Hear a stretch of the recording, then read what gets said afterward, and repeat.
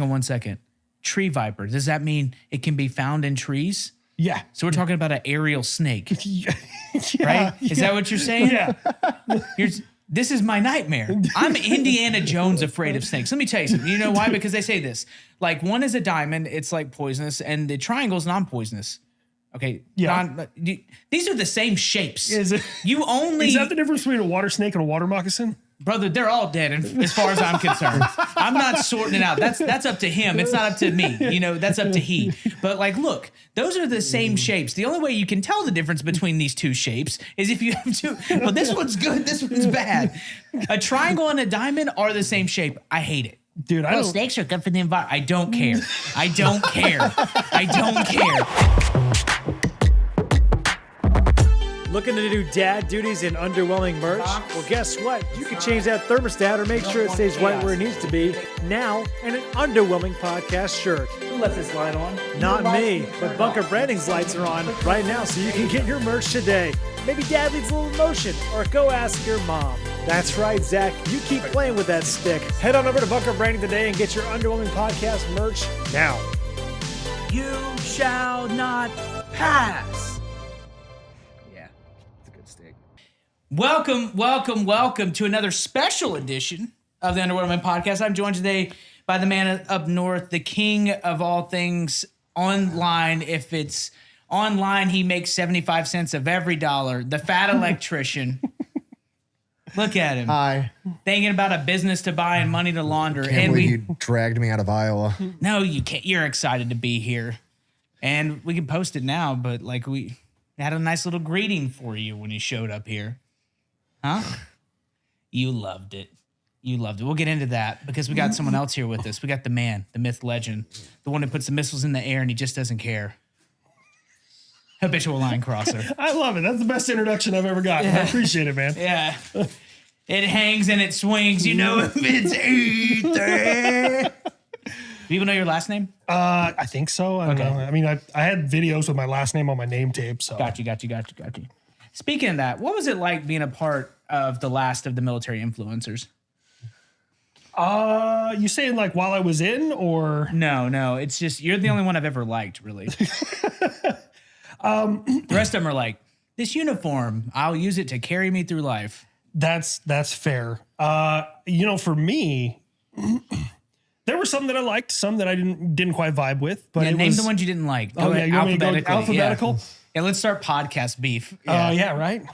No, I don't want you to get in trouble. I was just saying, like, when you were in uniform, I was never like, this guy's going to say some reckless stuff. Yeah.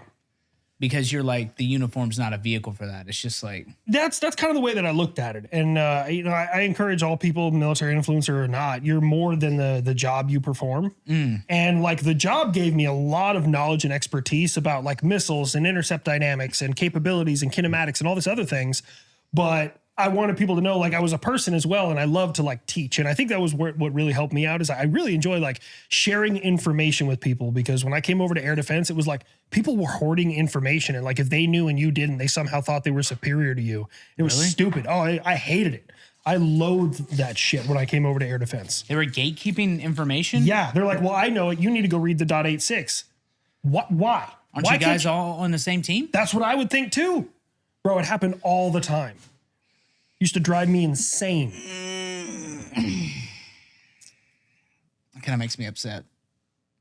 I just don't get it as a whole. I mean, it's just a real interesting time because like, the world's changing so quickly, but the military influencer world, like when I started seeing it, the people in uniform, to be honest, my first thought was I hate them all.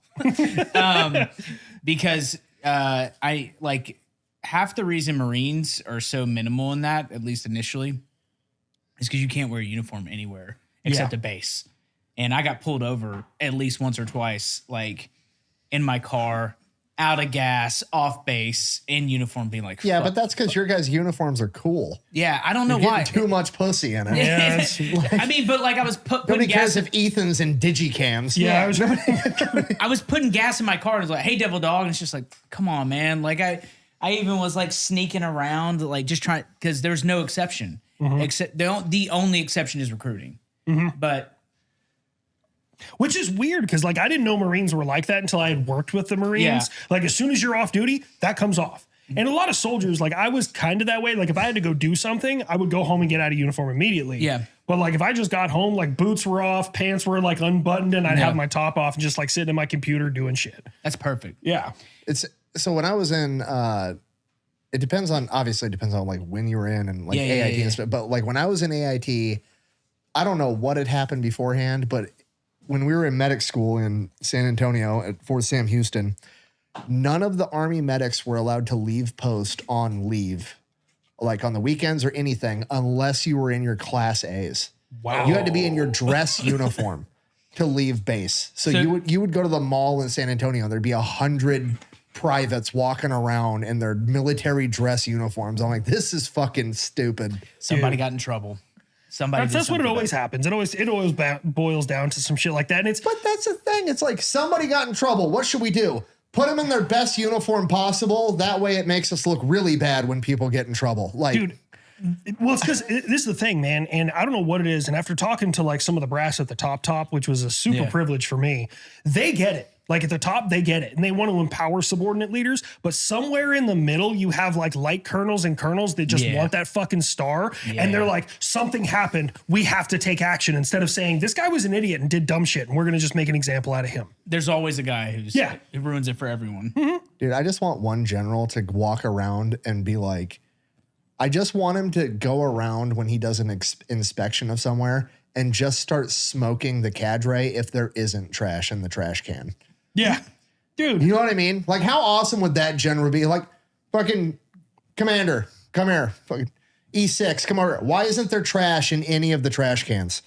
Because you've been fucking with these guys for 3 days being assholes. Yeah. Not letting them do anything. All 50 dudes have been using one of the 12 toilets in that bathroom because that's the dirty one for 3. Fuck you, do push-ups. It'd be amazing. Push. Yeah. Push. Dude, like they act like people don't live in these these areas, and dude, it drives me absolutely insane. And they always, well, it's a telephone game, and I don't know how much you experience this. I know in the Army it's real bad. I don't know about the Marine Corps, but like Sergeant Major tells First Sergeant, "Hey, I'm going to be in your AO on Wednesday." Okay, by the time it gets down to that private, they're getting yelled at because there was smoke buds in the smoke pit, Yeah. and it's like, how did that translate into that? We called it. In the container where they're supposed to be. Yeah, not like- just on the ground. Yeah. Like, put where they're supposed to be. Dude. We called it the battalion formation rule, right? Mm-hmm. Battalion commander says, 11:30, I'm going to pull up, check out the boys. When am I standing out there? Probably around 10 o'clock. Yeah, dude, easily. Like Easily. 10 o'clock. And every time, and I didn't notice it at the time, but I had this memory once of like the battalion sergeant major and the battalion CO like walk around the corner being like, what do they do? Like they were just all like, but we had assimilated all the different companies, all the different platoons. And they were like, I just kind of wanted to see what they were doing during the day. I didn't want them all in formation for like an hour. Dude, we had and this sergeant major, he got relieved for adultery. So it wasn't a great example, but even a bad example can have some good things. And he used to come in, and when I was in Korea, and he would shoot the shit with me sometimes. I was cool with him. And he would be like, I told them that we were going to have our closeout formation at 1600. And I was like, yeah. And he's like, I guarantee you, I'm going to go out there at 1330, 1400. And there's going to be people standing in formation waiting for me to talk 2.5 hours later. He's like, you know what I'm going to do? I'm going to go in there, say, who's your first sergeant? Tell him to come see me. He's like, because how much time are we wasting Yeah. for people just standing around? Because, you know, the first sergeant wants them there 10 minutes before sergeant major. The platoon sergeant wants them there 10 minutes before first sergeant, and on down until they're there Just keep stacking. for no reason. I was reading I think it was a post, and it was I think it was a guy from the UK that was talking about cross training with the American military and like the differences. And he's like, it's really fucking weird in the American military because it's like when you're in active duty military, that's what you do, period. It's like a full-time thing. You eat there, you sleep there, you live there. That's all you do. And he's like, in the UK military, it's like a 9-to-5 job and you go home. Yeah. And I guess like most European countries are like that. I had no idea. Explains a lot while we're in charge of shit and they're not. But, you know, like they also might have like other things that are better, you know, just like marriages and probably better family lives. Probably a lower suicide rate, maybe. Probably. I do know this. It's the coolest thing I've ever heard about the British infantry, and I think it applies to all of it. But you can actually do whatever job like your whole career.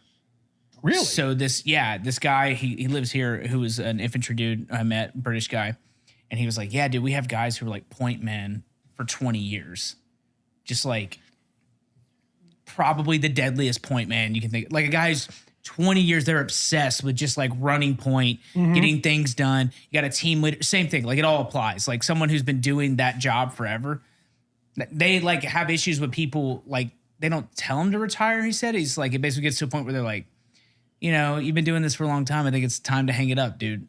Yeah.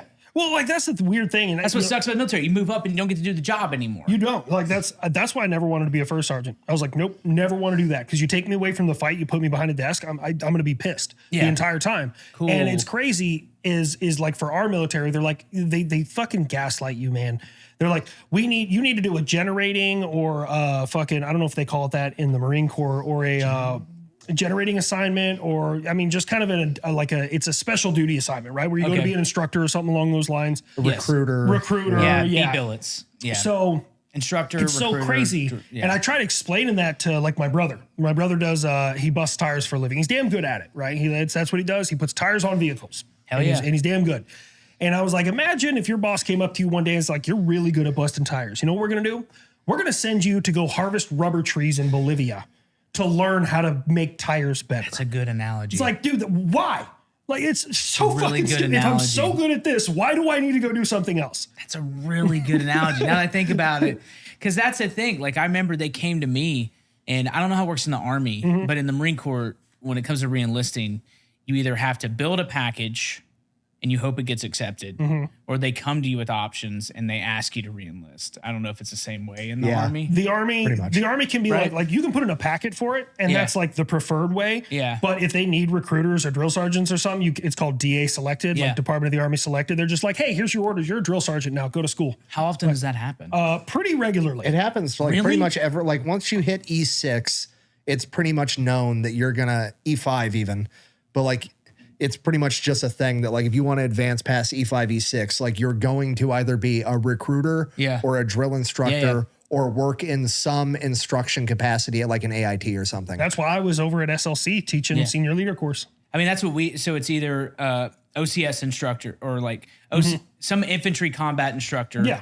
Recruiter or drill instructor. That's the B billets in the Marine Corps. I've never heard of people being straight up like forced to do it. Oh yeah, no, It's that prevalent. Most of them don't want to do it. And the only way to get out of it is like an investigation. Yeah. Like, certain non-transferable investigations. Because like if you're fat, up until recently, they just changed the regulation. But like if you're fat, they're like, cool, that's a transferable flag. You're going to drill sergeant school. Like, period. And they're like, they'll make you thin there, which is the worst way of passing the fucking buck. Do they have fat body platoons when you were in? Did they still have that, or did they get rid They of got that? fat camps and shit when I was in. Well, so when you're enlisting now, they have fat camps. Like when you first get in, they'll send you to a fat camp for like 3 or 4 weeks to lose weight before you go to basic training. It's called boot camp. What are you talking about? Couldn't agree more with you.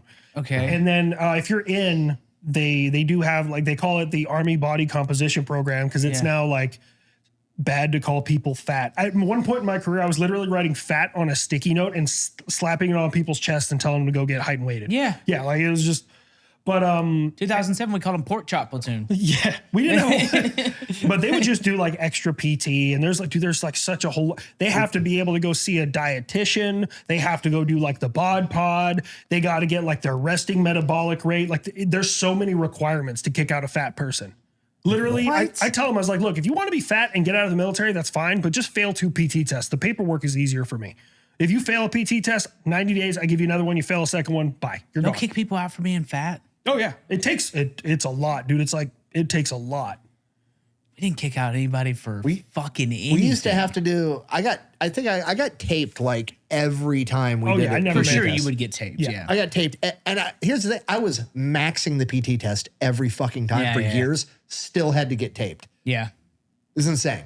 Yeah, the Army wanted me at 6'2" to be 192 pounds to pass height and weight without being taped. The lowest I ever got was like 205, and I was fucking diesel. I was running 192 pounds. Yeah. That would hurt you. Yeah, dude, at That would 6'2". That's what the Army, it's because they hadn't updated at that time, their regulations since fucking World War II. Back when there weren't GMOs. Yeah. Dude, 192 and 6'2" is crazy Yeah, work. that's what the Army wanted That's me to be. insane. It's 184. It's 184. Yeah, okay, yep. Dude, mine was like 150. I mean, At I had 5'10", it was like 155 pounds. that's insane. I was like, bro, that's a lightweight in the UFC. that's Like, no. No, we're not doing with that. We're not moving with that. Yeah, but they're like, you I need never to had be that that weight. problem. But hey, here's this body armor, this IOTV with plates that weighs what, 34 pounds. Yeah. Each of your magazines, I was an M14 guy in Afghanistan, so each of my mags were 1.5 pounds. You M67 frag grenade weighs. Which is some incredible lore about you that I just learned. That I feel like You you were should be designated hyping up more. marksman? Yeah, I bro, was- he was designated marksman with kinda a Gucci'd out M14. His kinda- deployment pictures look dope as fuck. His deployment pictures look amazing. Yeah, M14 EBR with a Leopold Mark IV on it. Homie was running around in war with the COD gun, Yeah. the best gun in COD, and he's just chilling with it. Where were you at? Mileage out of Afghanistan. That was that was province? when I was with 4th ID out of Fort Carson. Okay, what province was that? Was that north? That was so I was. All Marines are familiar with the Arghandab River Valley. That was like Marine. I was in Hellman. Okay, so you were further South. south. I I was east of the Arghandab River Valley. I was right south of Kandahar City. Oh, So, okay. Yeah. Yeah, I flew into CAF on my first tour. yeah. I flew into CAF and then they shit boardwalk. hooked us. Yep. Oh, the old The boardwalk, man, baby. that was, Oh, I God. had some British guy out there. Maybe it was Australian. I don't know. It was a real thick accent. Was trying to explain cricket to me because they were playing cricket. And I was like, I don't understand this fucking game. You got to hit sticks or something. Yeah, some I don't know. goofy He's like, shit. he throws it down the pitch, and then this guy hits it, and this Yeah. it picks it up, and if he catches it, it's worth 3 points. And I'm like, Yeah. I don't know what's happening here, Yeah, we're from Australia, mate. Yeah, look at it. It's a stick thing. dude. It was so confusing. Sucks. The Canadians were always playing hockey. They had like a roller hockey rink in the boardwalk. I never saw that. Really? I never where saw were you it. there? 2008. Oh, I was there 10, 11. So I was there in 2008. They were framing the TGI Fridays. Oh yeah, I actually ate there. Really? Yeah. I thought that was like a myth forever because I was like, you go there, there's a Subway, there's a Burger King. You're like, listen, guys, we're rubbing it in everyone's face. This whole military industrial complex, we got to stop. Like, gotta chill. Listen, I get it. There's plenty of Dick Cheney blood money to be made here, but let's settle down. And then the Tim Hortons popped Oh up. yeah, the Canadians came in strong with that Tim Hortons, man. Which is, Line around the fucking Jersey barriers every morning. nothing quite like eating a donut in a place that doesn't have running water. It's just like, damn, it's so cool to be on the winning team. It's just like, Bro, absolutely. The Germans ended But up. you ate there at the TGI Fridays? I've once, never met yeah. someone. Did you eat there too? I ate there, so I lived obviously out in fucking sector. There's a Yeah. video called Afghan Cribs that I made way back when, and sometimes people find it every once in a while because I'll mention it. Well, they're gonna And- find it now. Oh, They're yeah, Gotta they're gonna find it now. And it was literally, I walked them around. We had no running water, no electricity. Our bathroom was a hole in the fucking ground, but I lived there for 7 months. I lived off of MREs. Yeah. And It's called a Marine deployment. Yeah. Oh yeah, bro. It was, we were out in the boonies, but I Oh, liked it. The hell further you are from the flagpole, the less bullshit you better. have to deal with. The better. Like, we didn't have to shave every single day. It was like every other day. Hey, get sleep when you can get sleep. Uniform standards were a fucking thing of the past. Dude, PT belts, when we would go to Kandahar Airfield, they'd be like, hey, you need PT belts. And like, none of us knew where the fuck ours were because we fuck wearing that shit, man. What? Oh, What yeah. do you mean? Yeah. Yeah, dude. Dude, when we landed in Kandahar, we pushed out to Garmser for 7 months. We came back. Mm-hmm. I remember being like, what the fuck are these people talking about? Like everything, like we walked into like one of the big Air Force chow halls that was Oh, yeah. on Kandahar, like the one that had like 4 coolers back to back of Cokes. Yes, and the stuff. big one. The big one, yeah. Yeah. Right. So we walk in there, we're covered in war and trauma, right? Yep. And then it's like late. And me and my Marines go in there and it's like, take 2 Cokes. And I'm like, yeah, take 2 with each fucking hand, dude. Oh, Like, yeah. what are you talking about? Like, I'm putting them in pockets and like, this Air Force cat like came up to me. He's like, excuse me. And I was like, go away. And he's like, turned around and I was like, go away. And I was like, where's the hotline? And he's like, it's over there, Marine. And I was like, good to go. And like, so I was like, 2 cheeseburgers. And they're like, 1. And I was like, I said 2.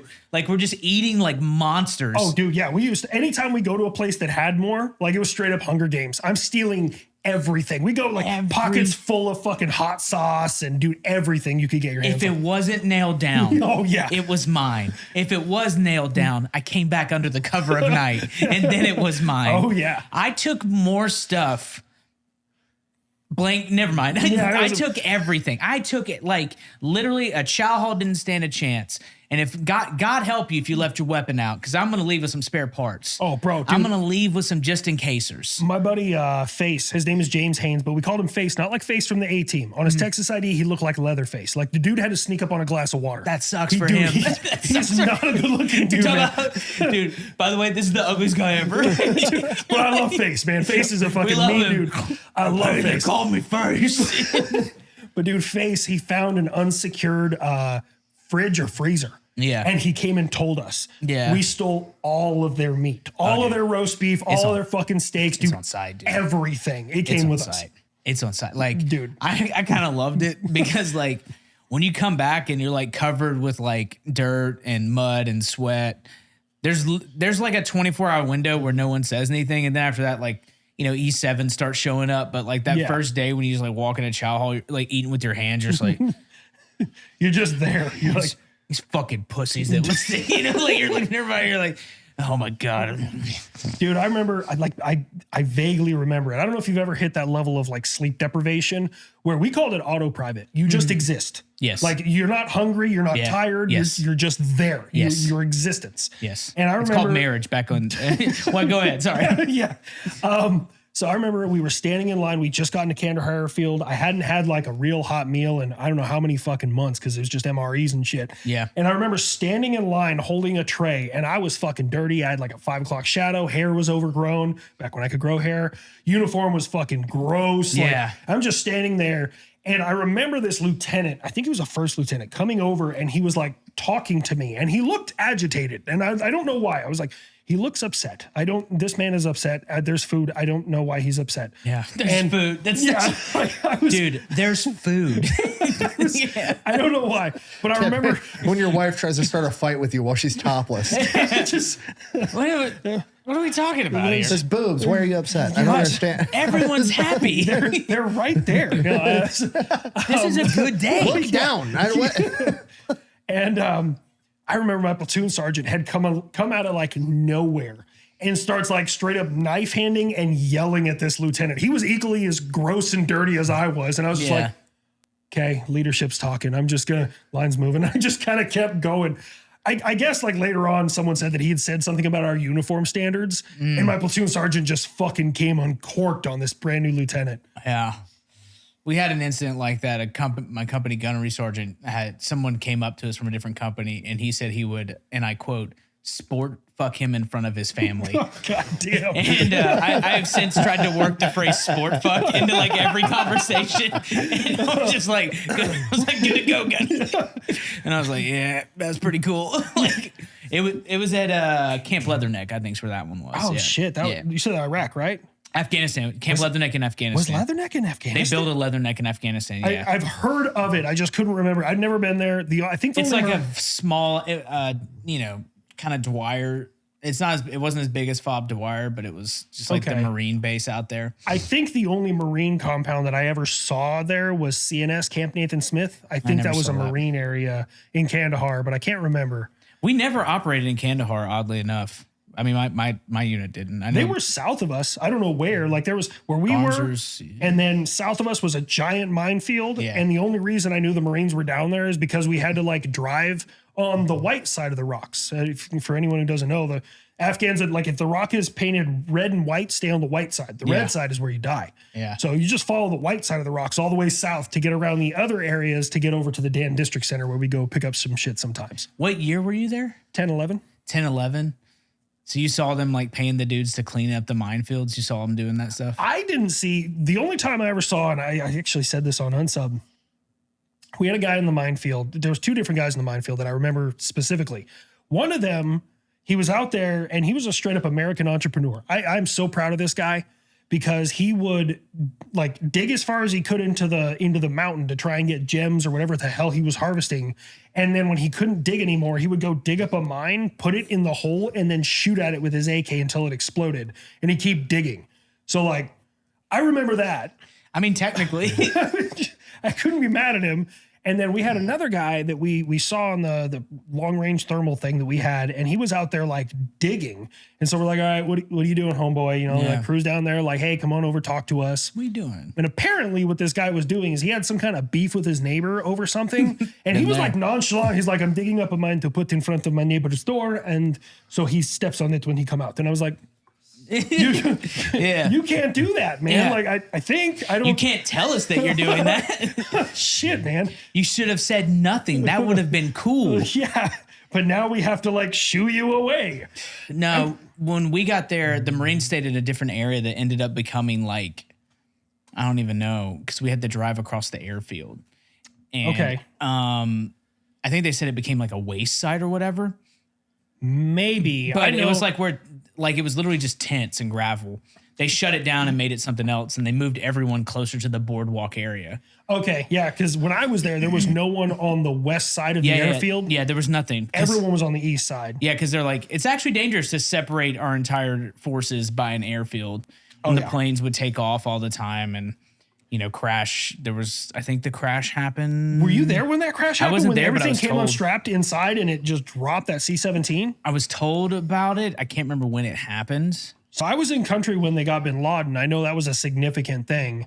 That would suck. Being We killed deployed. Bin Laden. Can I go home now? No. Yeah, that's Easy, buddy. Yeah. what it boiled down to for us. It's like when you go shopping with your wife.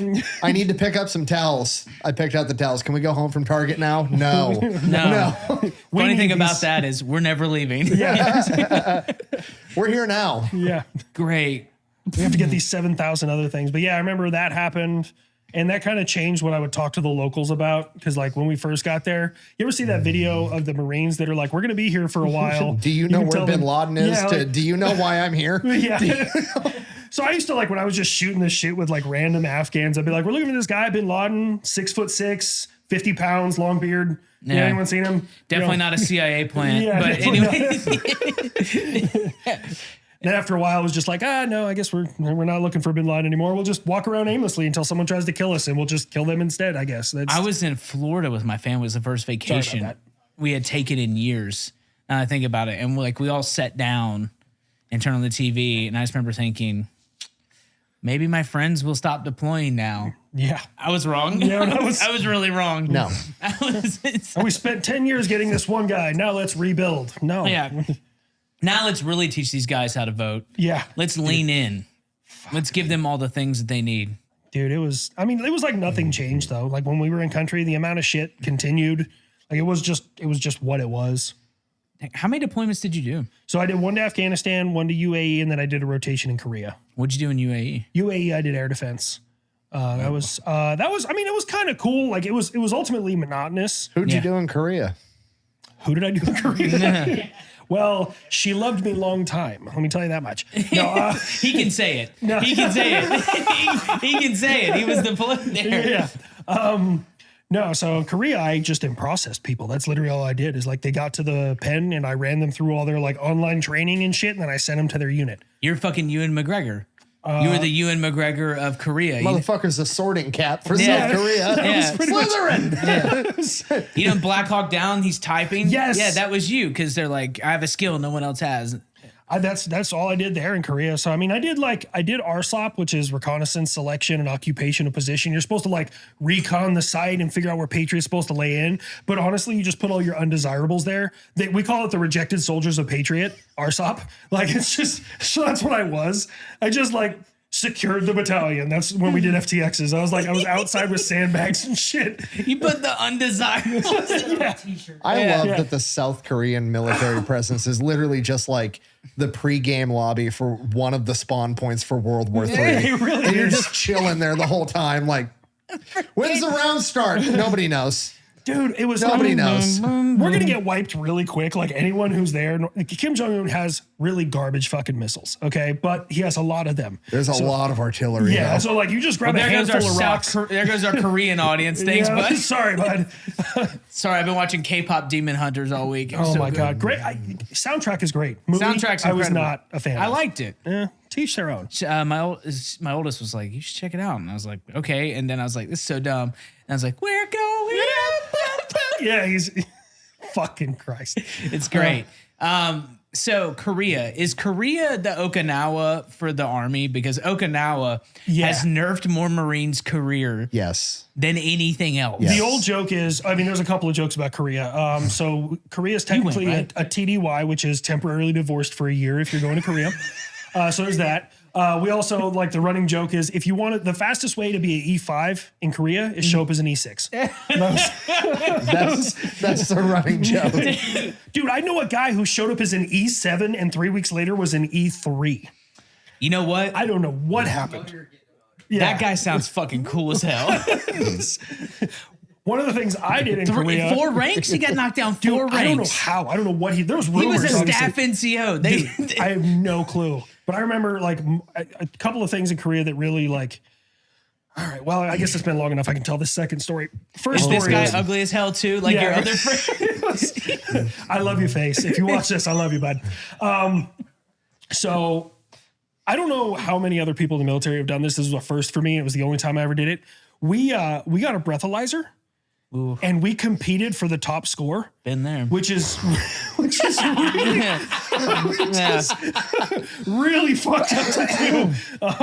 I got to a point You boys playing a dangerous game. I think I gave up at 0.19. How is that not a vending machine arcade game at a bar? Put it right next to the punch machine. Just how high can you score on the breathalyzer? So I I It's a real business opportunity dude, here. I'm telling you. Pocket breathalyzers. There's a dollar made online. Yeah, Nick gets there it is, right 75 cents. That's when it cuts to the ad. Fucking Today we're talking about the Fat Electrician Breathalyzer. If you're going to take a sip, going to take a puff. Find out more, go to fatelectrician.com/breathalyzer. If you break the high score, you get a discount on fucking Uber. Oh my Thanks god. to our partners at Uber for making this possible. Oh shit. So we did that, and then so I gotta lay the scene out for you. Please. So in South Korea, turn the where air I was down. at Suwon Air Base, which there's no longer any American forces there. It was a Korean air base, and we used to call it Shawshank because when you're walking around, it literally looks like a prison. All the buildings are like gray and stone, and the walls are super high, and there's razor wire across the top of it. But for some reason, people are like, we need a Patriot unit there. And like, it was all a Korean base. We just had like a little outpost worth of air defenders, right?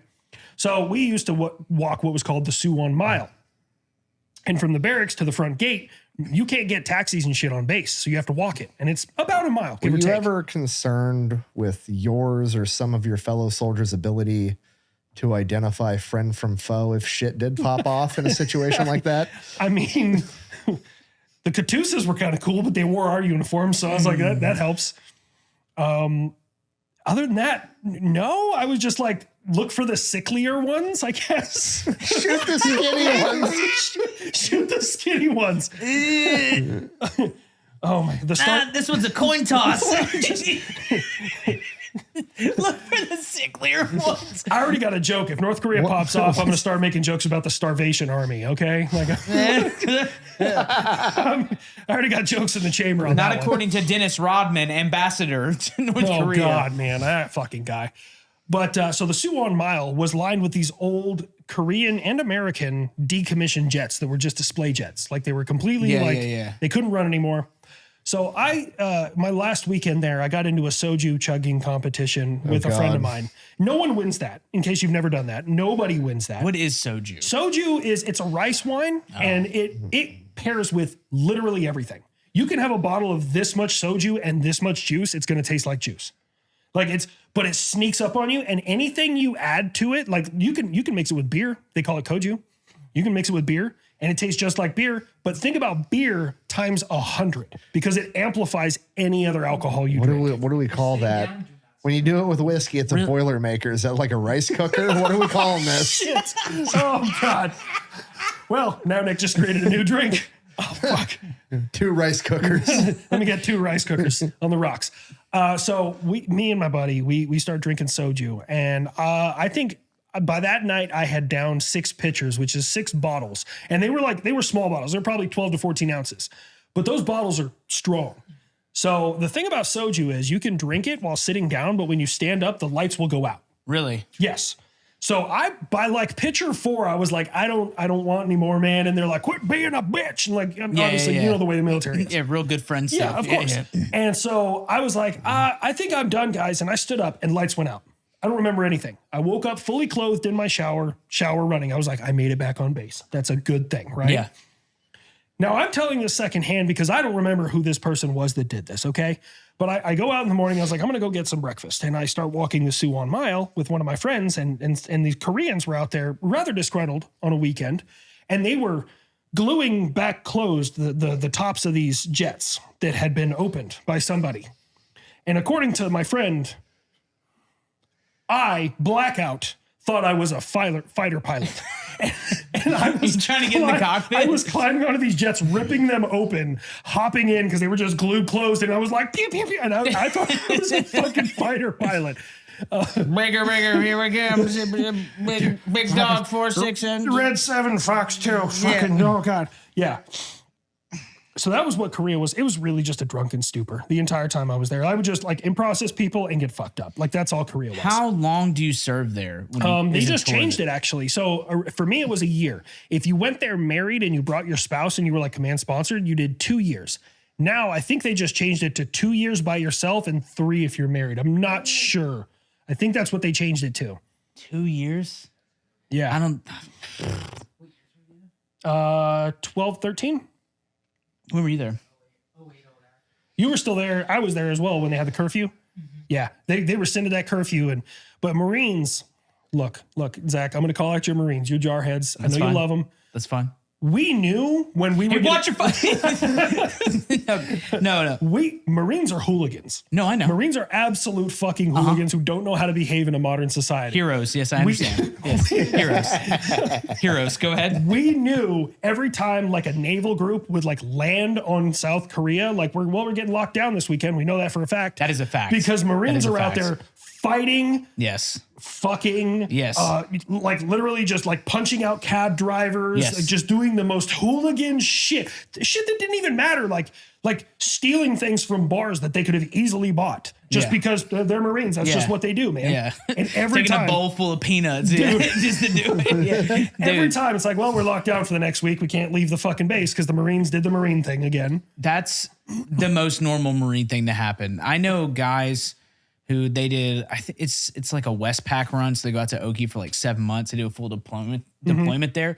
The only time they were able to leave the base was their first libo and then their last libo because they got secured in between the rest of them. They're like, no, dude, it's just not happening. Yeah, you guys can't leave. This is the worst idea ever. Dude, Marines are absolute hooligans. Yeah. But to answer your question, I guess in a long way, Korea is absolutely the Okinawa for the Army. Because like, that's good to know. It's some things are shared by the different branches. I don't know about other MOSs, but for air defense, you're either going to do Germany 2 times in your career or you're going to do Korea 3 times in your career if you stay in. Like that's just going to happen.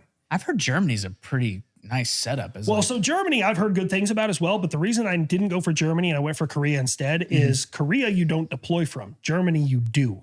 In the Army. Yes. So they'll send you to Poland and then they'll go to Turkey and like they'll go to all sorts of different fucking places. Yeah, miss me with that. Yeah. I know a guy who did a tour in, I think it was it Italy or Spain? I can't remember.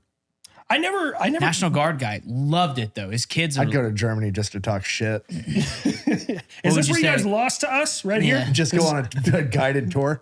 God, all these buildings are so new. Like the oldest one I've seen is like 1946. What the fuck happened? Where'd you guys fumble, huh? Yeah, what happened here? How did you guys fuck this up? Yeah. No, what was I going to say? God damn it. I just totally forgot. Italy, Spain. Italy. I've never talked to anyone in Vicenza. The 173rd Airborne for the Army is there in Vicenza, Italy. That has to be where he went then. Yeah. From Michael, 173rd, man, I feel bad for those guys. Why? Like, here's the thing. I always get into pissing matches, like, and relatively so with people who've been like overseas, like, hey, where were you? Where were you? You know, shit like that. Hey, yeah. 173rd, I don't know what it is about that unit, but it's just like they show up and they're like, where are the most people dying? That's where we're going. 173rd, dude, they just get the shit end of everywhere they go. Really? I've heard nothing but like any people I've met who have been in the 173rd, and this is like years ago, they're like, yeah, we lost like half of my platoon in like 3 days. Oh my God. Like, dude, God. it's insane.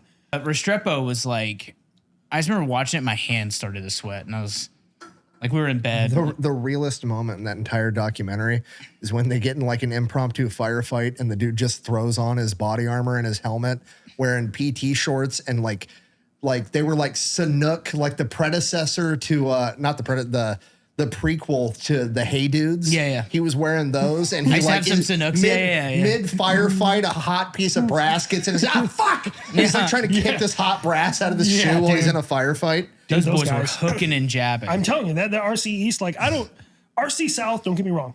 It wasn't hell, but I could see it from there. Like we dealt with a lot of IEDs where I was at. Like tons of IEDs. Very little direct contact. I think maybe a handful of like real firefights because there's that big gray area between like pop shots and firefight. Yeah. And the guys out in RC East every fucking day. Like some of my friends were at Fob Shank, which I don't know where that is exactly, but it's RC East. And like Fob Shank got leveled twice by 2,000-pound V-bids and had like a whole jihad like against their compound specifically. Yeah, dude, my first tour in Garmser, we had a little mix of like everything, but in Marja it was firefights all the time. Yeah, you said you were in not Helmand, but I was in Helmand Province in the town of Garmser. You were in Helmand, okay. Because I know Helmand was all Marines. Yeah. So the first tour, and then the second tour we did the insert into Marja. Okay. It was the largest helo-borne assault since Vietnam. At least that's what they told us. Yeah. And I don't know too much about Helmand. I know Marines were putting in work over there. Like I know it was not an easy fight. It was an infantryman's dream. Really? You got to do whatever you wanted. I shot every weapon system organic to the Marine Corps Rifle Squad and non-organic. Like at one point, I'm trying to think of a few statute limitations. Yeah. I mean, at one point, like we were like working with the A&A, like, returning fire while they're in the back of Hiluxes and, we're shooting Dushkas and all sorts of stuff, like whatever they had mounted back there and just shooting back at the enemy because they took it from the Taliban. Like we were out there. There's a timeline where I re-enlist and I don't make it back because I'm in the brig because like I missed the G-Boss, Eye in the Sky, Eye of Sauron by like 6 to 7 months. I'm not familiar with that. So it was basically like a hot air balloon thing. That's how it was explained to me. The J lens. Yeah. No. Yep. And it would just view all of the things where you're like, yeah, different name, but yeah, I know exactly what you're talking about. Yeah. And then that's how you wind up in the brig being like, well, look like a rifle. Oh shit. I objectively, I never appreciated that technology in general because like, my understanding is it hurt more people than it helped because you're viewing combat through the lens of like, what are they doing down there? Yeah. Like, and you have a completely different vantage point, a completely different mindset as opposed to like, a bunch of 18 to 22-year-olds in the middle of a firefight trying to figure it out. Dude, we had a fucking commander. He ended up being a good commander. I disagree with some of his things, but he had a chubby for the Raven. That little handheld, like thrown we lost ours. UAV.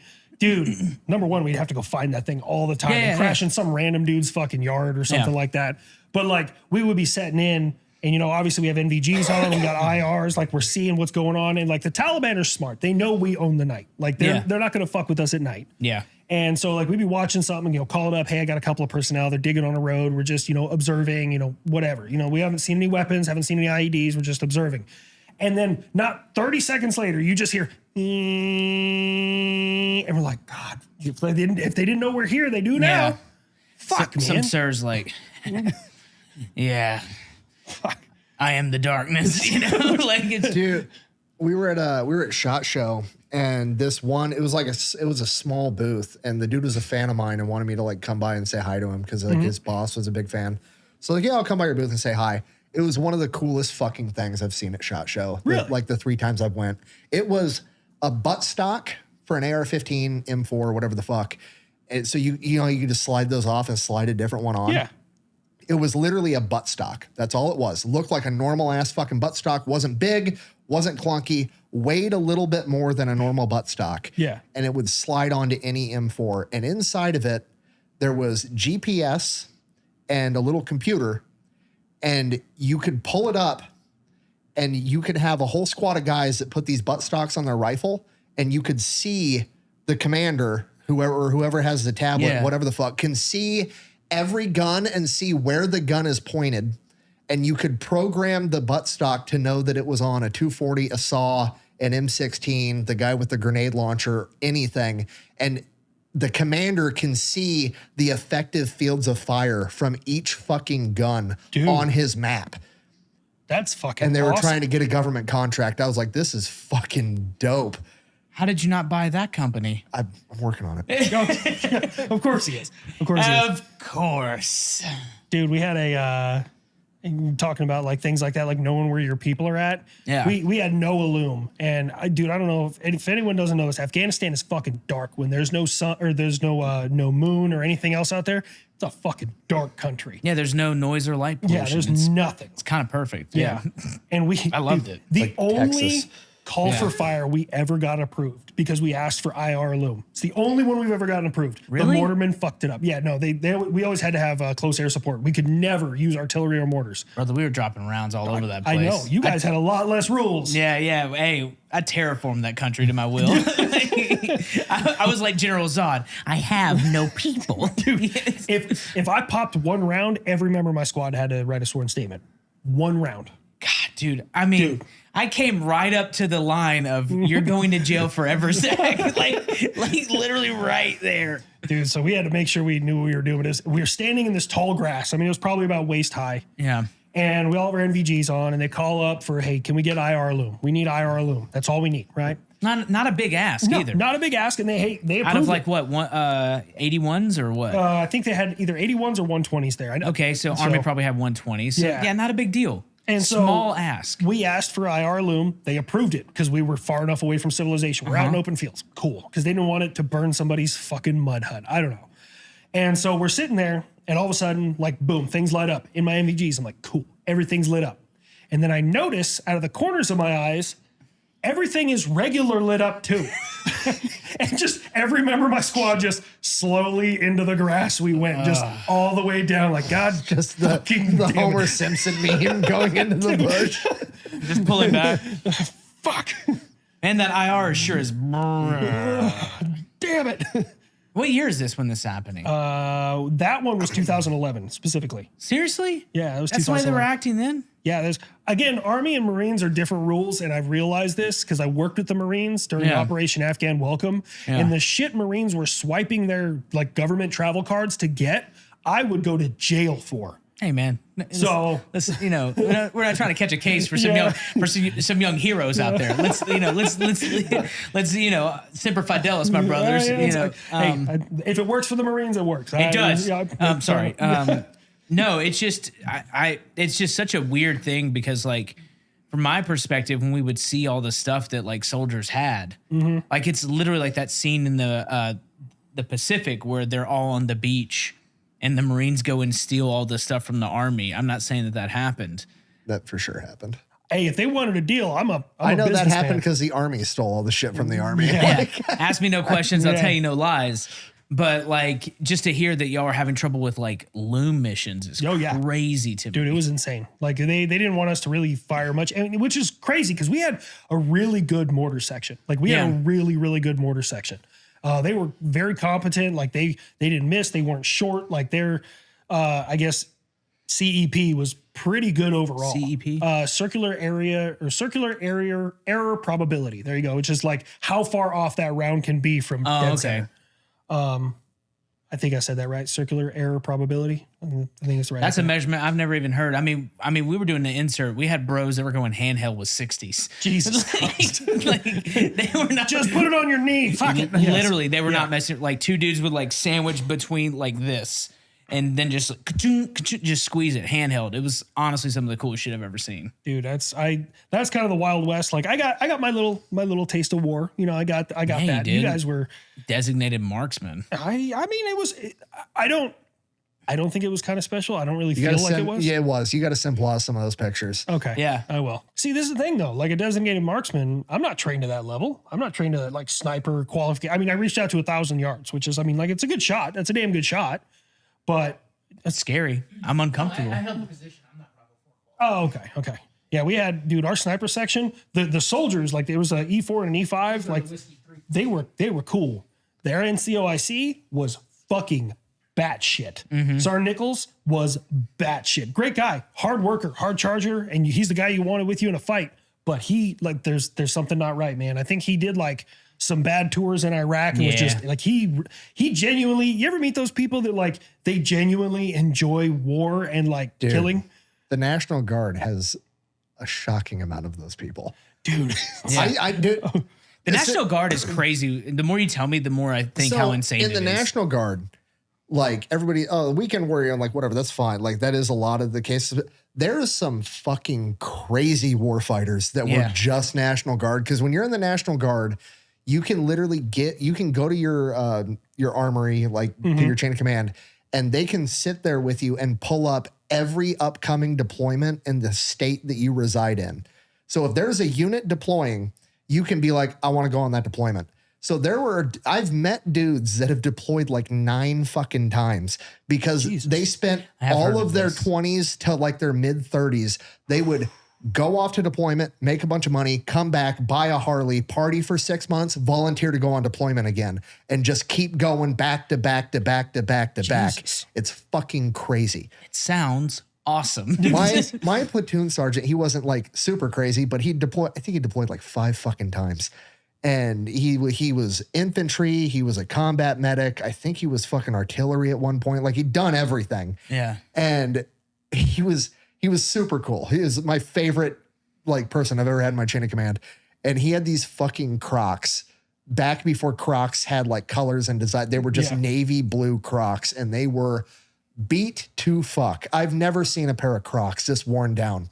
And he was just sitting in his office one day in just his camo pants, his tan top, and these Crocs. And he had his feet up on his desk and he was like doing shit on his computer at like 9 o'clock at night.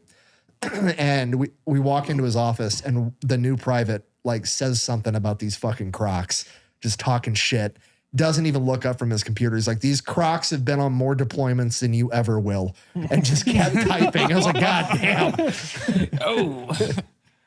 Yeah, I would have done that in a heartbeat. If they'd given me a direct line of like, hey, Zach, choose your own adventure. No, choose your own adventure. This is the crazy part. You get twice as much money for college, too. Yeah, dude. I wish I'd known that. The National Guard's crazy to me, though, because like guys are doing all that and then they're like back at FedEx like 7 months later being like, I don't want to ship packages. You know? Dude, you got to be like born with it or something like that. Like, don't get me wrong. I put in my work and stuff like that. I can deal with a lot of things. I can deal with sleep deprivation, hot, cold, gross. I can even deal with bugs after a certain level. Like, you know, there's certain hunger. I can't do it, man. Can't do it. Makes me crazy. Nope. My problem was when I would shit my pants during a combat patrol. That was when I was. It happened like twice for sure. The other, I'm not really sure if it happened. Like, I mean, one time we were like in the Wadi Canal. I'm not sure if it was water, whatever. But like when you're walking and there's no indication of anything else other than like, oh, I've got dysentery. That's such a fucking horrible moment. Yeah. Like, damn, that sucks. I learned after having dysentery several times in country myself, if you run out of socks, half of your tan t-shirt, toilet paper, anything else like that, you can use corn leaves, but go with the grain. Go with the grain. With the grain, yeah. With the grain, corn leaves. Avoid the pain is what they say. Oh my God. Yeah, man. with the grain, avoid the pain. Those are the moments where I'm like, I wish I'd pay attention in high school a little bit. I just shit myself in the middle of this firefight. You know? I'm stuck. I was at AT one year and it was I forget what the fuck was going on. Like there was live fire exercises going on, so they would just pull 2 medics and we would take an ambulance out there and just like be off to the side in case something did happen to somebody. There's somebody there. And the other dude I was with, I don't know if he had dysentery or what, but he had to shit. He had to shit like right now. Yeah. So he takes a fucking MRE box out of the back of the ambulance, dumps the MREs out, and he drops the brush guard on the front of the ambulance, and he's hanging onto the brush guard, squatting over an MRE box on this gravel road in the middle of fucking Fort McCoy, Wisconsin, just taking a fucking shit. Just being all he can be. Full bird colonel comes walking out. How's it going, Private? He's just like, don't want to leave your post. I like it. He just keeps walking.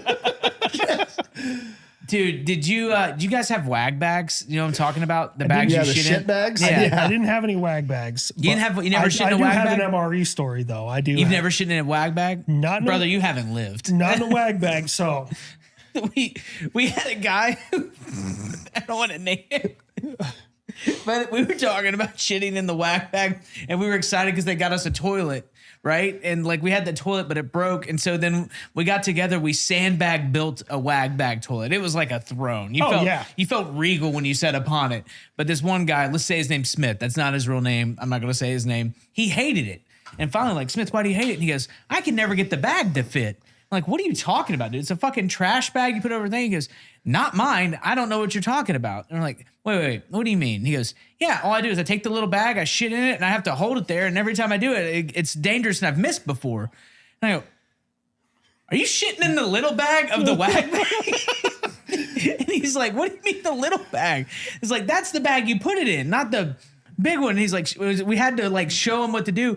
He had just been like maneuvering over the small little package. Did the motherfucker try to sleep in the stuff sack for the sleeping bag too? Is he fucking retarded? I don't know. Like, I was like, what'd you do with the big one? He's like, I don't know. I thought it was extra. Like, he just like threw that one away. Oh my God. So at that same strong point, Tower 1, and this dude, these are both so fucking reminiscent, right? Yeah. So we had like a shit hole in there that you know that like you could use, and you could like shovel like into the river when you were done to just make sure it was out from underneath there. We found an AK in there as well. I'm sure that guy was definitely not Taliban that we borrowed that house from. But anyways, so I'm on Tower 1, middle of the fucking night. It's cold, and I'm up there, and I was like, dude, I can't hold it. Like I got a shit. And I was like, SOG, this is Tower 1. SOG, Sergeant of the Guard, passed the fuck out, not even answering. And I'm like, well, he would wake up if I started shooting, but I probably shouldn't do that because everyone's going to wake up and want to kill something. So I was like, SOG, Tower 1, no answer. And I was like, fuck, I can't leave Tower 1. Like I'm literally sitting there with a belt, a 240, and like wishing a motherfucker would. Like I can't go anywhere. You need to look harder. And you know what I mean? I was like, all right, what do I got around me? What do I got? And I was like, MRE bag. Cool. MRE bag has toilet paper in it. They have little like couple of squares of toilet paper. Yeah. Not very much. Not much. So I was like, that'll do. So I'm like literally NVGs down, pulling security, squatted over this little MRE bag that I'm holding like this with both my thumbs. And dude, it was a logger. I've been on MREs for a little while. So like it got all the way to the bottom of the bag and I didn't pinch it off soon enough. And it like hit the bottom of the bag, got support and went. Oh, you jingled yourself. Onto the back of my left hand. And I was like, what do I do? Like I have my pants around my fucking knees. I have shit on my hand. I still have a bag of shit. Always have wet wipes. Dude, I did the best I could, but I was like, I need more toilet paper. I got to fix this. Like, what do I do? I'm surrounded by sandbags. I was like, it's not the best option, but it's what I got. And like, so I take my knife, I cut open a sandbag on my right. Meanwhile, I'm still squatting and like holding a turd in a bag in my other hand. And I take the sandbag and I shake the motherfucker out.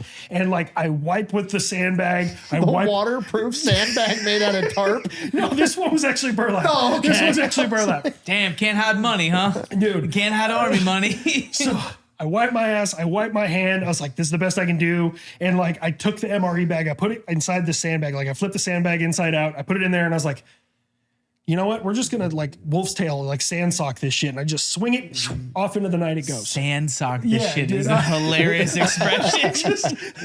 And I let it go, right?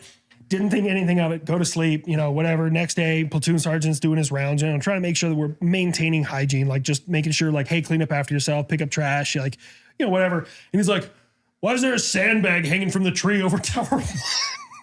I bet it's still there to this day. Don't worry about it. Dude, and there's just a sandbag hanging from this tree. And I was like, I don't know who did that. That's crazy, Staff Sergeant. That's nuts. That doesn't make any sense to me. We should not investigate further. It was like 20 feet up, and when we left the strong point, it was still there. I don't know if any Afghans ever took it down.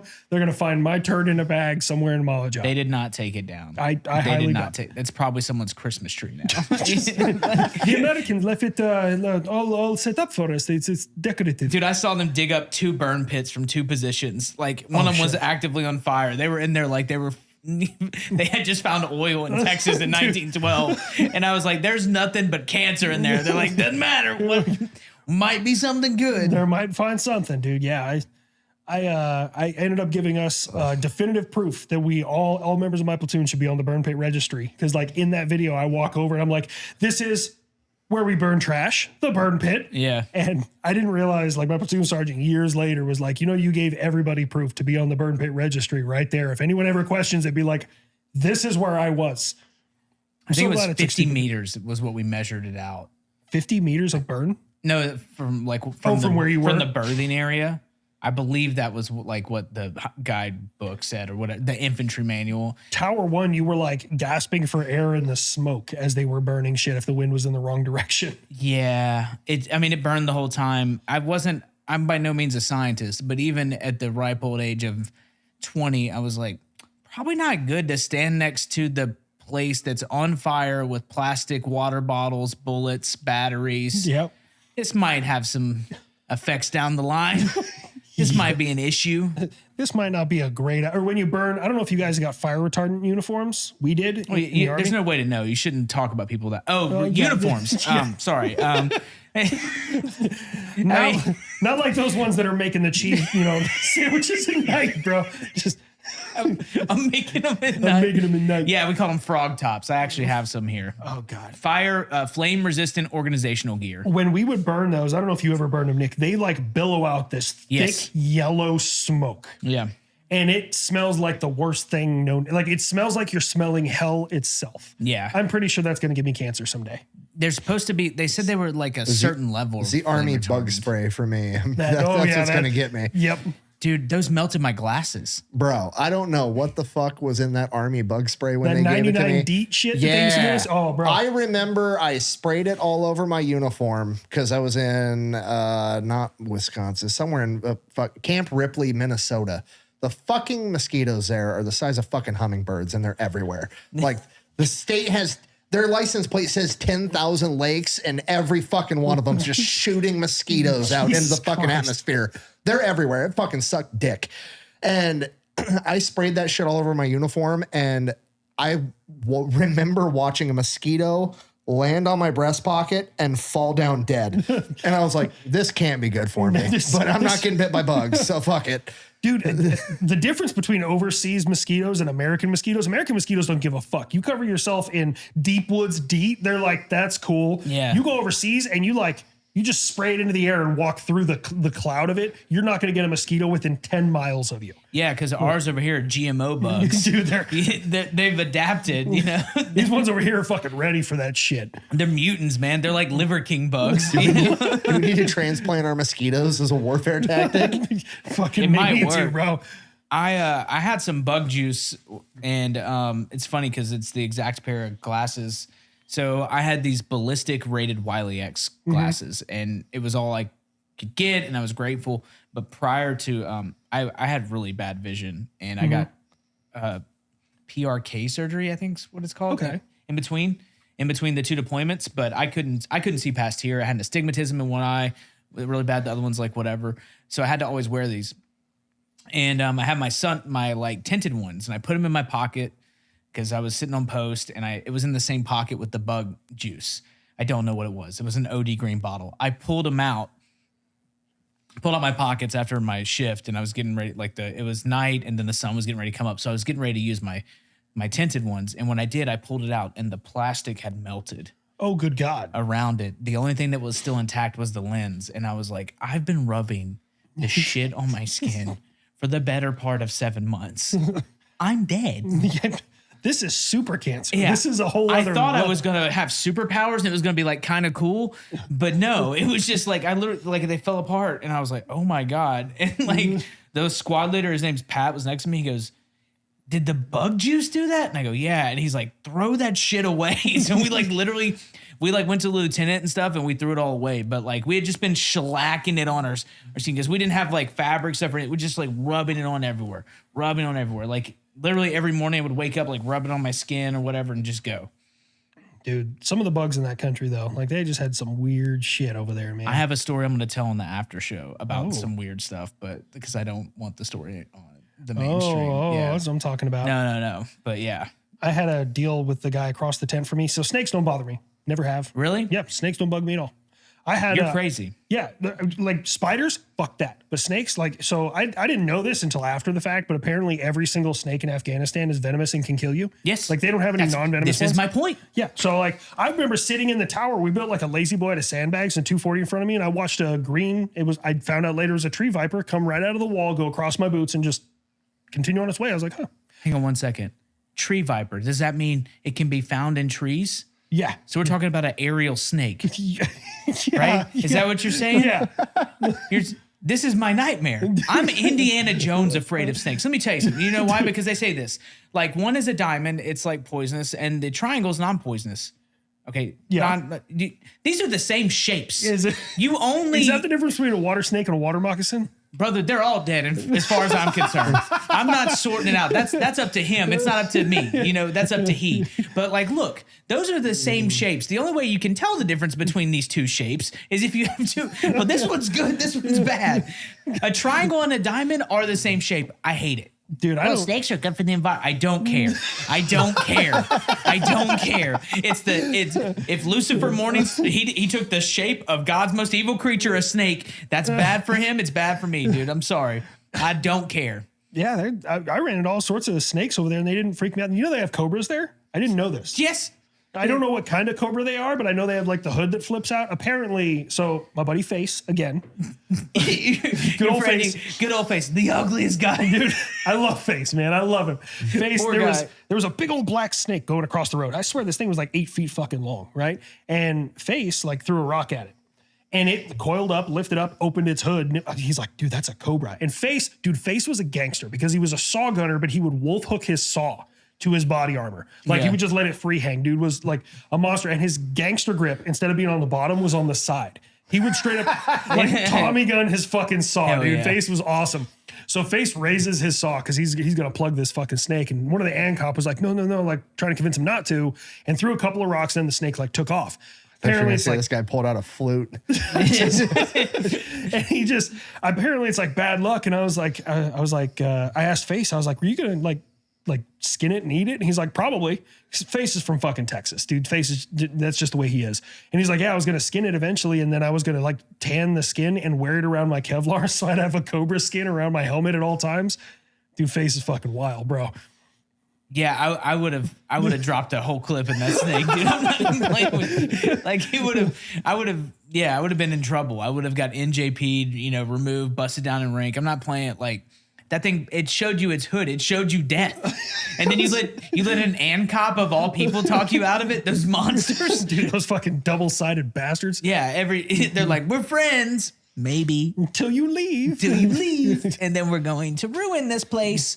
Ugh, I'm sweating now, even thinking about snakes. Dude, yeah. I don't do spiders though. I remember I was in the tent when we finally got a tent. I was on ACS 5 and the movie Inglourious Bastards had come out. Incredible. And obviously when you're overseas, especially when you didn't have internet for most of it, you trade hard drives like Pokemon cards. Yes. Everyone's getting different movies and different porn from each other, right? Yes. Like that's just the way it is. Not me. No, of course not. Yeah. And so I got Inglourious Bastards from one of my friends, and I was like, I have I'm another gonna, story. I'm going to watch that. Oh, in the after show? Yes. And I was in my fart sack, the old fucking, whatever. And I was watching it on my laptop, and I see something dip down in front of my screen. Whole tent's blacked out. And I was like, the fuck is that? I shined my flashlight. It was a camel spider, like this fucking long, on top of my laptop. I succeeded at getting out of the bunk. I didn't make it out of my fucking bag. I hit my face straight on the floor. Just back. You're in the Dude, I bag, just like moving. Yeah. fucking panicked. And so the deal I had with Stinnett was if I find a spider, he has to kill it. If he finds a snake, I have to kill it. And so I'm like, he's across the tent from me. I was like, Stinnett, fucking, this is the size of a house cat. Like I'm freaking the fuck out because I don't do spiders, man. I do not do spiders. No, So- I understand.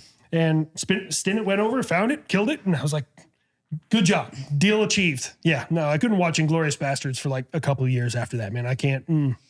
That shit traumatized me. It's now I think I might be scared of spiders too. I don't know, Dude. Am I a man? Dude, I don't do spiders, man. It's just snakes because everyone's like, oh well, this one's not poisonous. This one is. Or then there's like one snake. It's like the black coral snake or black reef snake or whatever. It's like the most venomous thing of all time. So every time I'm in the ocean, I'm just looking out for those motherfuckers, dude. Like I don't trust a thing that can like launch itself. Now there's aerial tree vipers. There's there's acrobatic snakes, man. Like. Yeah, oh my God, they have hoods for flight. For flight, well, there is a snake in the world that does flatten itself out and like jump out of trees and glide. I think it's South America though. This is what I'm talking about. When I run for office, I'm going to run on the anti-snake platform. Snake genocide. That's Yeah. what we- Well, yeah, kind of like the Rick and Morty episode where it's all about snakes. Oh, God, Except man. the opposite because they proved that you can't trust them. They terrify me. Good old snakes. I don't mind them. I don't know when it happened. I think they say stuff like that comes from like your ancestors. Apparently, like caveman Zach was like in a cave, just like chilling, and then some like snake came around the corner, and then it like imprinted generational trauma into me. I know exactly where my fear of spiders came from. Where'd it I know come from? to this day, if I leave shoes in a closet for more than a couple of weeks or outside drying off or anything like that, I'll throw them away. I will not wear them again. Because when I was a child living in Colorado, I had my boots or my shoes, my tennis runners, because Colorado's always snowy during the wintertime. Yeah. All winter, my tennis shoes were in the closet. And then spring came around and I was like, I'm going to wear my tennis shoes. I'm going to wear them. Didn't look at them, didn't check them, did nothing. But apparently during the wintertime, a wolf spider had laid a nest in there. And right as I That's a put my big foot ass in. spider too. What's that? That's a big ass spider too. Oh yeah. Well, I didn't see the big one. I didn't care for that, but I'm outside. I was wearing them, walking, and I looked down. I remember my leg itching, and I looked down, and my whole leg was covered in baby fucking wolf spiders. I don't know if you know this, but an 8-year-old on adrenaline can tear a shoe when he rips it off. And I ran across the yard just screaming at the top of my lungs. That's where my fear of spiders stems from. That's a perfectly normal thing, though. Yeah, no, that's You were attacked by a horde. Yeah, I was. A spider horde. If you ask me, there was 100 million of them. I have no idea how many there were, but no, That's thank too you. many. Yeah. All right, so you'll be the VP of spider genocide. Fuck them spiders.